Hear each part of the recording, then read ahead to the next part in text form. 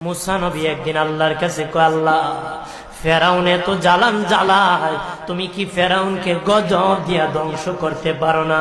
আমার আল্লাহ কয়, মুসা আমি ফেরাউনকে 4টা কারণে গজব দেই না।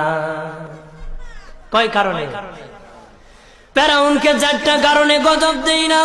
1 নম্বর কারণ হলো, রে মুসা, সারাদিন ফেরাউন বলে আমি খোদা, আর রাত যখন হয়ে যায় জঙ্গলে যায় কল্লাম আমি জানি তুমি খোদা, আমি খোদা না, কিন্তু আমারে মানুষ খোদা কইলে ভালো লাগে, খোদা কইলে ভালো লাগে। প্রভু, তাই তুমি বিরক্ত হইয়া আমার উপর গজব দিও না। আল্লাহ বলে, মুসা রে, ওই ফেরাউনের রাত্রির দুয়ার কারণে আমি আল্লাহ তার উপর গজব দেই না।